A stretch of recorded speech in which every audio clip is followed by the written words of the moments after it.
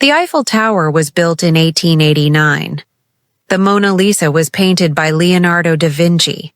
Millions of pizzas are eaten every day. Have you ever noticed how in news reports, history books, and scientific articles, sentences are often written in this strange way? We are told what happened, but sometimes we are not told who did it. This is not a mistake. It is a secret and powerful tool that native speakers use to change the focus of a sentence.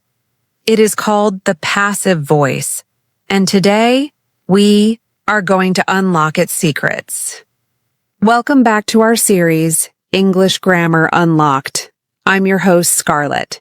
Today we are exploring a grammar structure that is essential for sounding more formal and academic, the passive voice. In this episode, we will turn this grammar challenge into an amazing story of creation. First, we will travel back in time, to Paris, and discover the story of how the Eiffel Tower was constructed, seeing the passive voice in action. Second, we will master 10 essential vocabulary words about building and creation. And finally, for our language focus, we will break down the structure of the passive voice and understand why and when we should use it. Part 1.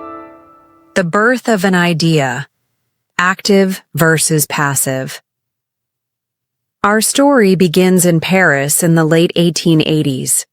The city was planning a huge World's Fair to celebrate the 100th anniversary of the French Revolution. A competition was held to design a spectacular monument for the fair. Let's first tell the story in the way we normally speak, using what we call the active voice. The engineer Gustave Eiffel designed a radical new tower. His company, Eiffel et Company, hired hundreds of workers. The workers built the incredible structure. However, at the time, many famous artists and writers in Paris criticized the design. They called it a useless and monstrous factory chimney. This is the active voice. It's clear and direct. The subject of the sentence does the action. Gustave Eiffel, the subject, did the action, designed. The workers, the subject, did the action, built. This is how we speak in most of our daily conversations. Now, let's tell the exact same story, but this time, we will change the focus. We will use the passive voice. A radical new tower was designed by Gustave Eiffel. Hundreds of workers were hired by his company. The incredible structure was built in just over 2 years. At the time, the design was criticized by many famous artists and writers. It was called a useless and monstrous factory chimney. Do you see the difference? In the passive voice, the subject of the sentence receives the action. The tower did not do the designing. The tower was designed. It received the action. This is the first and most important reason we use the passive voice, to change the focus of the sentence. We use it when the person or thing that receives the action is more important to the story than the person who does the action. In the story of the Eiffel Tower, the tower itself is the star of the show. Part 2. The construction. Focusing on the process.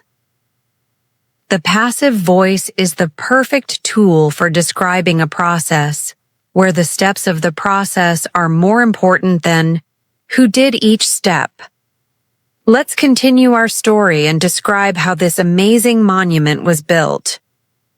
First, the foundations for the 4 gigantic legs were laid deep in the ground. Then, over 18,000 individual iron parts were designed. Each part was calculated with incredible precision, to 1/10 of a millimeter. These parts were made in a factory in a suburb of Paris. After they were made, the parts were brought to the construction site by horse-drawn carts. At the site, the pieces were assembled by a team of brave construction workers who were known as skywalkers. Over 2.5 million rivets were used to hold the iron pieces together. These rivets were heated until they were white hot, and then they were hammered into place by teams of 4 men. As the tower grew higher and higher, the structure was painted with a special color, which we now know as Eiffel Tower brown. Amazingly, the entire monument was completed in just 2 years, 2 months, and 5 days. It was a masterpiece of engineering. Let's pause the story here. In that whole description, did I mention the name of a single worker? No. Why? Because in this story, the process of building the tower is the most important part. We don't know the names of all the workers who hammered in those rivets. And for this story, it's not important. The focus is on the tower and the amazing steps of its creation. This is the second great reason to use the passive voice. When the person who does the action, we call them the agent, is unknown, obvious, or simply not important to the story. Part 3. A global icon, the passive voice in general use. Our story is not over. The Eiffel Tower was supposed to be a temporary structure. It was planned to be taken down after 20 years, but it was saved. Why? Because it was discovered to be a very valuable tower for radio transmissions. Today, the Eiffel Tower is known all over the world. It is considered a symbol of Paris. It is visited by millions of tourists every year. Many beautiful photographs are taken of it every day. Since it first opened, millions upon millions of tickets have been sold. Let's look at these sentences. Who considers it a symbol of Paris? People in general. Who visits it? Tourists. Who takes the photographs? We don't know, and it's not important. Who sells the tickets? The ticket office, of course. In all these cases, the person doing the action is either obvious, unknown, or unimportant. The focus is on the Eiffel Tower, the thing that is receiving the action. This is how you will see the passive voice used most often in news, history, and descriptions. Part 4. Language focus. Now, let's move on to our language focus. First, our 10 essential vocabulary words from our story of creation. Our first phrase is passive voice. The passive voice is a grammar structure where the subject of the sentence receives the action of the verb. For example, the tower was built is in the passive voice. Another example is the passive voice is often used in formal writing. Our second phrase is active voice. The active voice is a grammar structure where the subject of the sentence performs the action of the verb. For example, Gustave Eiffel built the tower is in the active voice. Another example is, we usually speak in the active voice in daily conversation. Our third word is to construct. To construct means to build or make something, especially a building or a road. For example, the Eiffel Tower was constructed for the 1889 World's Fair. Another example is, the company will construct a new bridge. Next, we have to design. To design means to make a detailed drawing or plan of how something will be made. For example, the tower was designed to be the tallest structure in the world at the time. Another example is, she is studying to become a fashion designer. Our fifth word is structure. A structure is something that has been built, like a building or a bridge. For example, the iron structure of the Eiffel Tower was very innovative. Another example is, this is the tallest structure in the city. The sixth word is monument. A monument is a building or statue that is built to remember a famous person or event. For example, the Eiffel Tower is one of the most famous monuments in the world. Another example is, we visited the Lincoln Memorial Monument in Washington, D.C. Our seventh word is to assemble. To assemble means to fit together all the different parts of something. For example, the pieces of the tower were assembled using millions of rivets. Another example is, the furniture is easy to assemble. Next, we have process. A process is a series of actions that you take to achieve a result. For example, the construction process of the tower was very fast and efficient. Another example is, learning a language is a long process. Our ninth word is to complete. To complete means to finish making or doing something. For example, the project was completed ahead of schedule. Another example is, you must complete your homework before you can play. And our final word is by. By is the preposition we use in a passive sentence to show who or what performed the action. For example, the tower was designed by Gustave Eiffel. Another example is, the book was written by my favorite author. Now for our grammar focus, the passive voice. Let's break down the structure.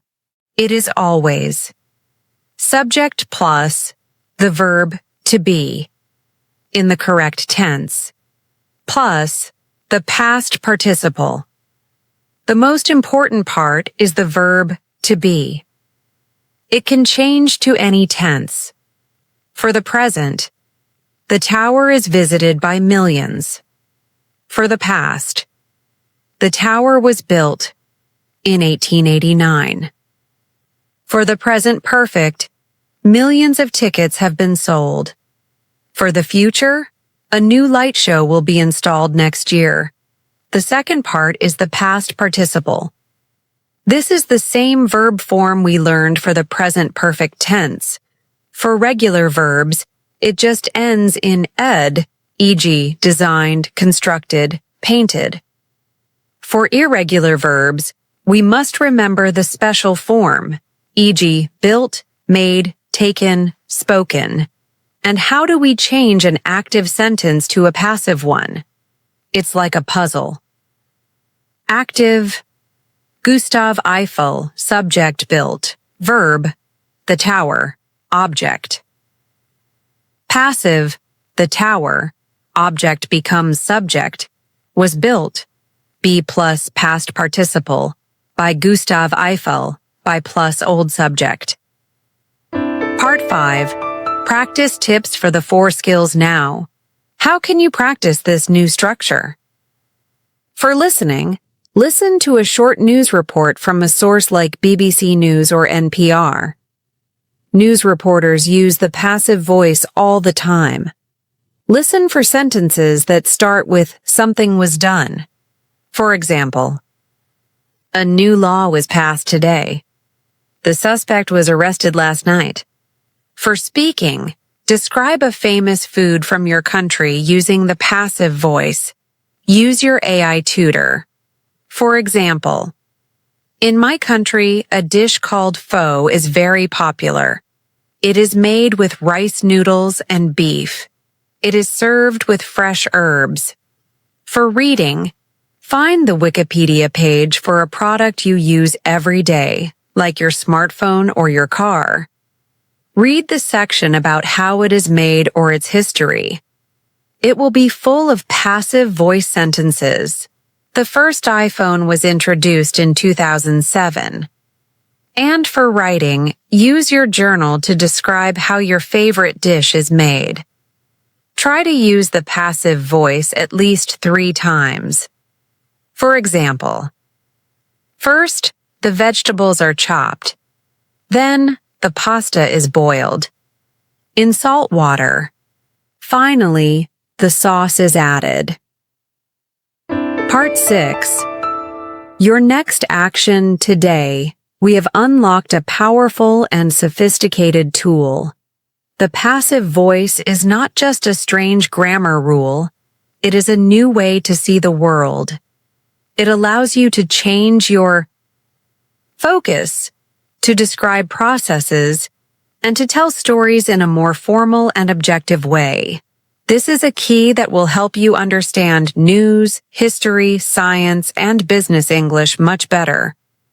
As we conclude, let's quickly summarize our lesson. First, we relived the story of how the Eiffel Tower was built, seeing the passive voice used to focus on the process. Second, we learned the two main reasons to use the passive voice: when the receiver of the action is more important, or when the doer of the action is unknown or unimportant. We also learned 10 essential vocabulary words for this topic. As a review, those words were passive voice, active voice, to construct, to design, structure, monument, to assemble, process, to complete, and buy. Now, I have a final question for you. What is a famous thing that was made in your country? Let's practice the passive voice in the comments below. If you are committed to making this lesson a part of your life, show your energy by smashing that like button. Be a hero for a friend by sharing this video with someone you know who loves history or engineering. And to lock in your commitment to learning, subscribe and smash that notification bell so you don't miss our next grammar mystery. Remember, you now have a new tool to tell stories from a different perspective. Until next time, take care and happy learning.